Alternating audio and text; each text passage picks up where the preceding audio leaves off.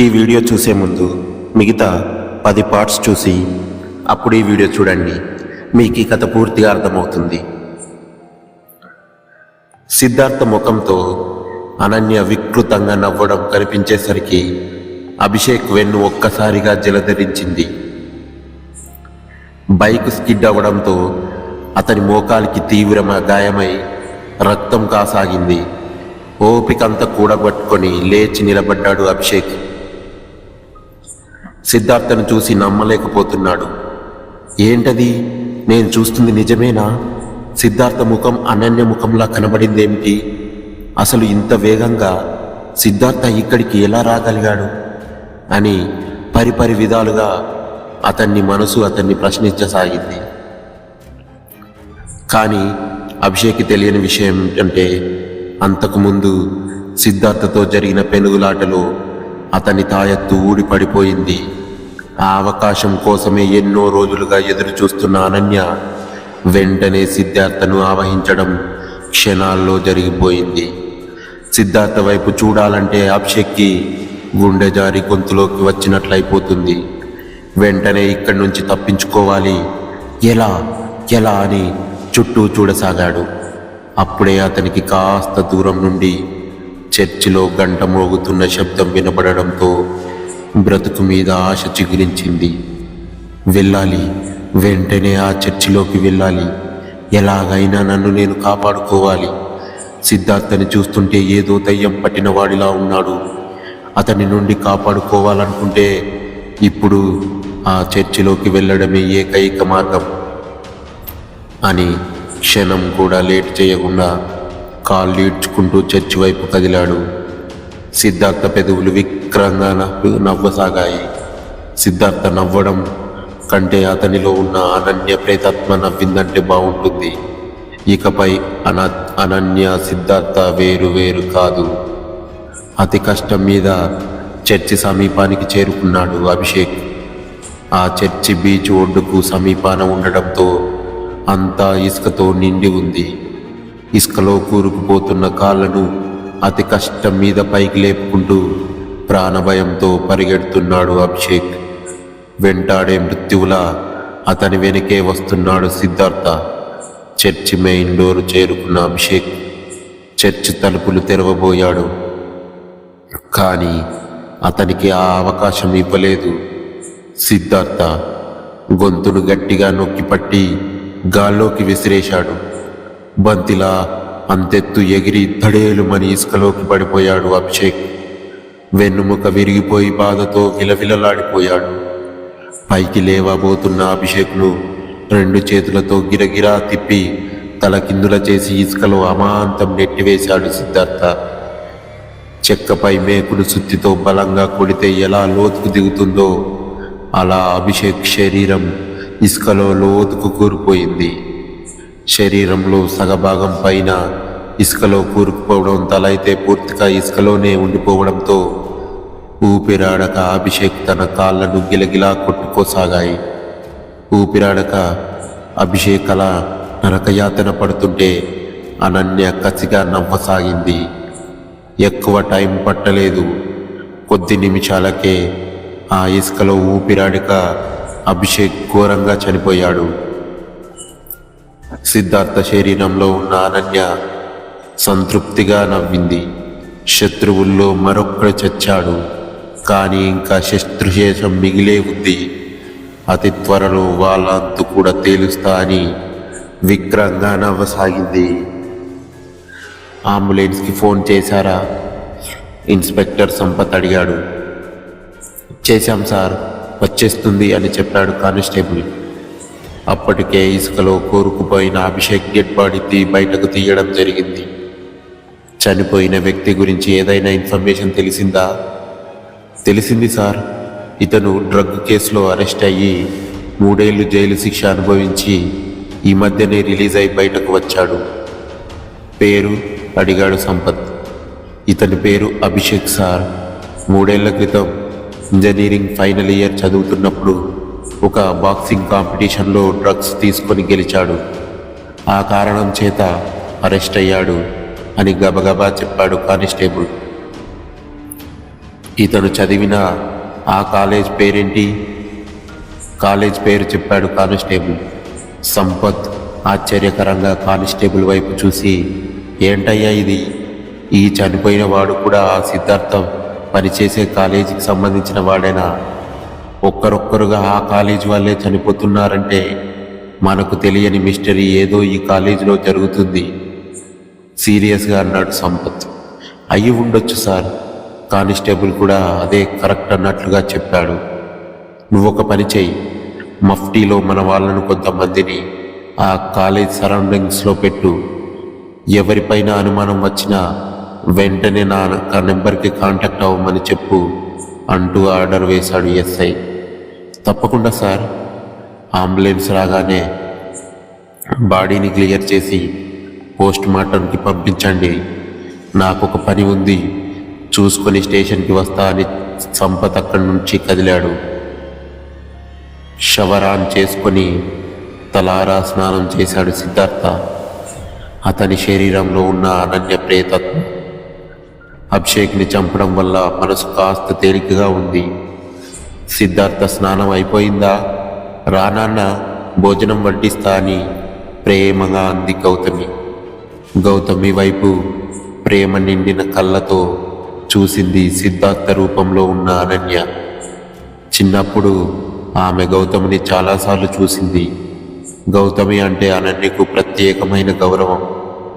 గౌతమిని అలా చూస్తూ భారంగా నిట్టూర్చింది అనన్య. అన్నిగా సరిగ్గా జరిగుంటే నేను తనకి కోడల్ని అయి ఉండేదాన్ని.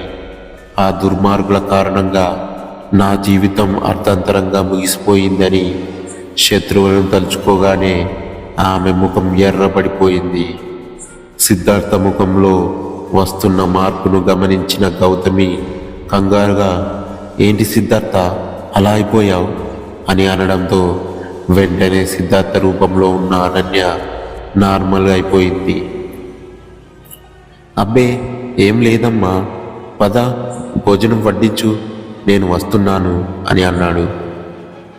ఏంటో వీడి వాలకం, ఎప్పుడు ఎలా ఉంటాడో వీడికి కూడా అర్థం కాదు అని తనలో తాను అనుకుంటూ డైనింగ్ టేబుల్ వైపు నడిచింది.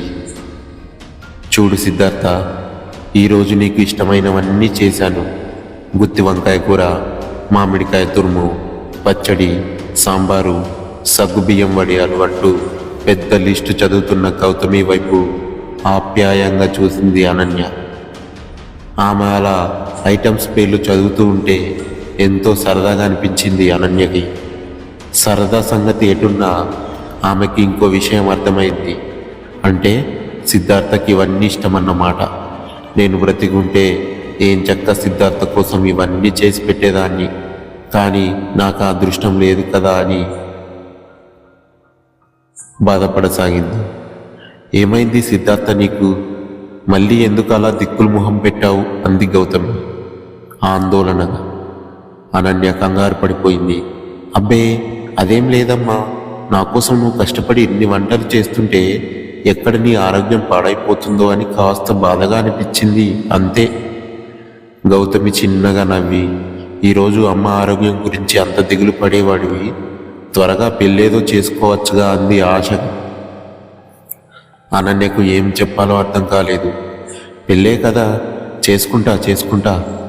అబ్బా ఆకలి జంచేస్తుంది, ముందు నువ్వు అన్నం వడ్డించు అని డైనింగ్ టేబుల్ దగ్గర చైర్ లాక్కొని కూర్చుంది. నేనేదో బాధపడతానని వీడలా అంటున్నాడు కానీ వీడికి అసలు పెళ్లిపైన ధ్యాసే ఉంటే కదా, ఎప్పుడు వీడి మనసు మారుతుందో, ఎప్పుడు నా ఇంటికి కోడలు వస్తుందో అని బాధగా నిట్టూర్పు ప్లేట్లో వేడివేడి అన్నం వడ్డించసాగింది గౌతమి. అంతలోనే కాలింగ్ బెల్ మోగడంతో ఇద్దరూ ఒకేసారి డోర్ వైపు చూశాను. నువ్వు తింటూ ఉండు, నేను వెళ్ళి చూసేస్తా అని గౌతమి డోర్ వైపు కదిలింది. డోర్ తెరవగానే పోలీసు డ్రెస్లో ఉన్న ఎస్ఐ సంపత్ని చూసి ఆశ్చర్యపోయింది. ఆమె ఆశ్చర్యం పోలీస్ డ్రెస్ గురించి కాదు, తన ఇంటికి పోలీసు రావడం ఏంటా అని. సిద్ధార్థ ఉన్నాడా? తనకు ముందే సిద్ధార్థ పరిచయం ఉన్నట్లుగా చనువుగా అడిగాడు ఎస్ఐ. ఉన్నాడు బాబు, ఎందుకు? అయోమయంగా అడిగింది. చెప్తానమ్మా, లోపలికి రావచ్చా? నవ్వుతూ అడిగాడు. అయ్యో రా బాబు రా. గుమ్మం దగ్గరే షూ వదిలేసి లోపలికి నడిచాడు సంపత్. లోపలికి వచ్చిన సంపత్ని చూడగానే ఒక్క క్షణం ఆశ్చర్యానికి లోనయ్యాడు సిద్ధార్థ. సంపత్ మాత్రం అదోలా నవ్వుతూ సిద్ధార్థ వైపు చూసి, హలో సిద్ధార్థ, రాంగ్ టైంలో వచ్చానా అన్నాడు. కూర్చోండి, ప్లేట్లో చేయి కడుగుతూ చెప్పాడు సిద్ధార్థ. భోజనం సగంలోనే సిద్ధార్థ చేతులు కడిగేసుకోవడం గౌతమికి బాధ అనిపించింది. ఎస్ఐ సంపత్ సోఫాలో కాలు మీద కాలేసుకొని కూర్చున్నాడు టీవీగా. నాప్కిన్తో చేతులు తుడుచుకొని ఎస్ఐకి ఎదురుగా కూర్చున్నాడు సిద్ధార్థ. సంపత్ మళ్ళీ నవ్వుతూ, రాంగ్ టైంలో వచ్చాను, కానీ రాంగ్ పర్సన్ దగ్గరికి రాలేదనుకుంటున్నా అన్నాడు. అర్థం కానట్లు చూశాడు సిద్ధార్థ. సంపత్ ఏదో గుర్తొచ్చినట్లుగా, ఓహో ఇంతకి నేను వచ్చిన అసలు సంగతి చెప్పలేదు కదా, మీకు అభిషేక్ తెలుసా? సూటిగా ప్రశ్నించాడు సంపత్. తన ప్రశ్నకు సిద్ధార్థ కాస్త కంగారు పడడం సంపత్ పోలీస్ కళ్ళు గమనించలేకపోయాడు. క్షణాల్లో నార్మల్ అయి, మీరు ఏ అభిషేక్ గురించి అడుగుతున్నారు అన్నాడు సిద్ధార్థ. అదే సార్, మీ ఓల్డ్ స్టూడెంట్ అభిషేక్. ఒక డ్రగ్స్ కేసులో మీరు అతన్ని జైలుకు కూడా పంపించారు కదా అని తెలిసింది. ఇక్కడికి వచ్చే ముందు ఎంక్వైరీ చేశా అన్నాడు సంపత్. సిద్ధార్థ చెప్పబోయే సమాధానం కోసం ఎదురు చూస్తున్నాడు. అవును, అభిషేక్ నా ఓల్డ్ స్టూడెంట్. అతని గురించి నన్నెందుకు అడుగుతున్నారు?